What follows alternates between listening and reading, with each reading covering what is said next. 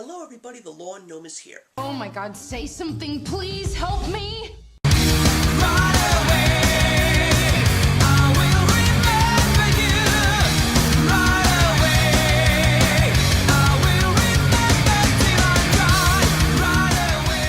So for the one that got away for October 2017, I am giving you guys a double feature of two very well done coming-of-age stories.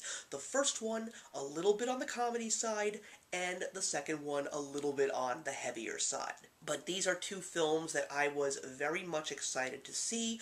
Unfortunately, one of them I couldn't see because it was my wedding weekend and there was just no time to really get to the theaters and see it. And the other one is the Best Picture winner of 2016, and because of the fact that it wasn't playing in any theaters near me, I unfortunately had to miss it.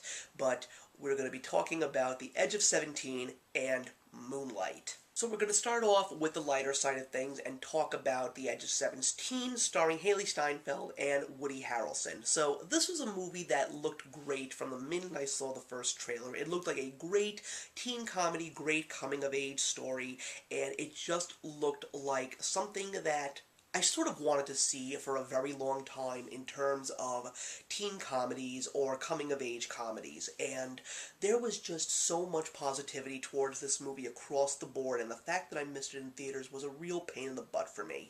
So it took me a little bit of time, and I finally got a chance to see it, and I gotta tell you guys that this movie blew me away. It was so charming, it was so feel-good. Haley Steinfeld gave me a performance that I never saw from her before. Now, I've always said that she was a great actress. I've seen her in True Grit with Jeff Bridges, I saw her in Ender's Game, and yes, I even saw her in the second Pitch Perfect. But in this movie, she just wowed me as Nadine, this extremely socially awkward girl that, even though her life is not perfect, she has managed to find this perfect little bubble for herself in terms of having one good friend and how she views the world, and then when her friend decides that she loves her perfect older brother, the entire world just collapses all around her, and through a lot of trials and tribulations and a lot of things that piss off a lot of people, she suddenly realizes that she is just doing a whole bunch of things to make herself feel good, but what she is really doing is she's making a whole bunch of people around her miserable, and it's all because of the fact that this is the way that she wants her life to be.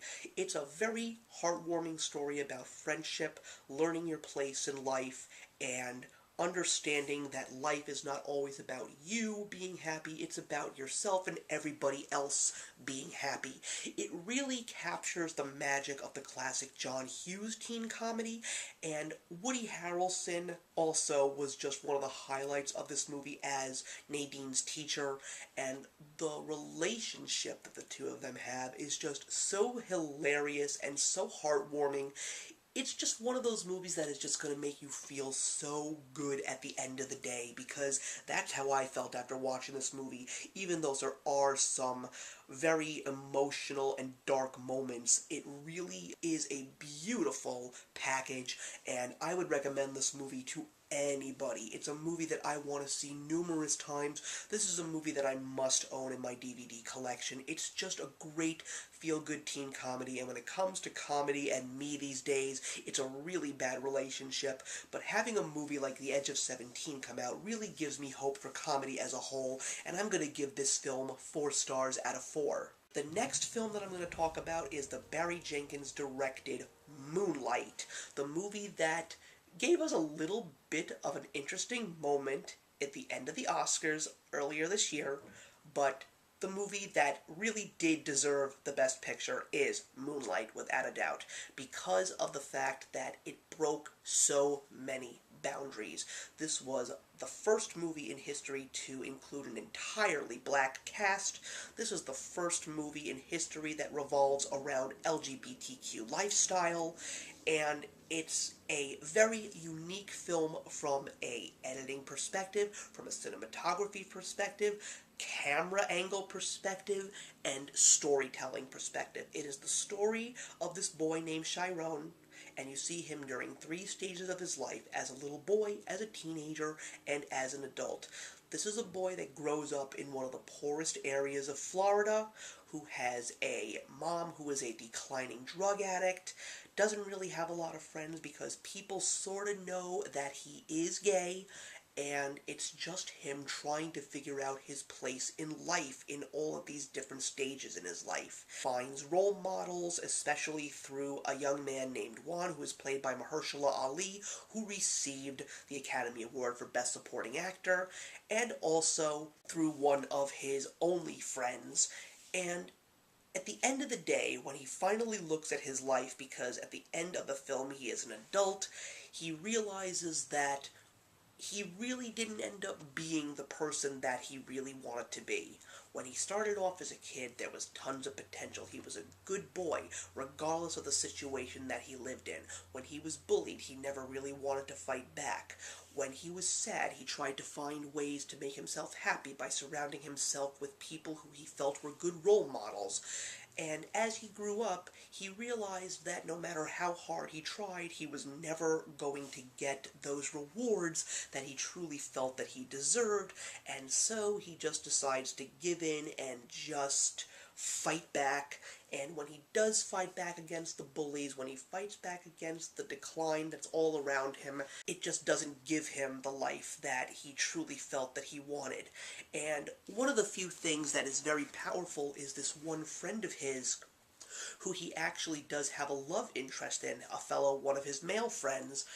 He realizes that when he gets older, he reunites with his old friend, and he realizes that his friend, who was in just as bad of a situation as he was, through hard times and tribulations, including jail time, he still managed to rise above and give himself a good life. Not the greatest of lives, but a life where he can actually survive in this world on his own positive terms. While Chiron thought that he could never get there, he sees someone who was in his exact same situation who did manage to get there, and that really gives him at the end of the day a chance to really rethink his life and try, even though it is a much later portion of his life, there's no time that is too late to try and go back on the right track. I would definitely say that this is a very powerful film. It's a very emotional film. It was not an uncomfortable film to watch. I actually did find myself engaged, and I did feel really good about watching this film. It was a very powerful, well-made film. But I don't think that it's a 4-star film merely because of where the last star on my rating system really does lie. It is a movie that I would see again. Not gonna deny that. I feel that this is a movie that has a lot of rewatchability, and I just don't feel that it's a movie that I want to own on DVD, because I just don't see myself watching it numerous times. But everything about this movie is unique, it's engaging, it deserved everything, although I personally feel that Mahershala Ali did not deserve the Academy Award because I really didn't find his performance as great as everybody else did. I mean, maybe I missed something. I mean, I felt that his character was very positive, but I just didn't find anything about his performance that wowed me. I mean, I thought Naomi Harris's performance was brilliant. I even liked Janelle Monáe in this film, too, but his performance, I really didn't understand why he got the Academy Award. I just didn't. It's not that I don't like the guy. He's a great actor, but his performance as this character I just thought was average. And because of the fact that those are the only things that I just find negative about this film, I would still say that Moonlight is a movie that will change you. It's a movie that will definitely give you a new perspective. It's a movie that will make you look very differently at movies in a very positive light, because with a movie like Moonlight, I really feel that we are heading in a very interesting direction in terms of more unique films being made. I'm going to be giving Moonlight 3.5 stars out of 4. So thank you very much for watching, everybody. Put your comments in the box below, and let's discuss The Edge of 17, Moonlight, or both, and I will see you in the next episode of One That Got Away.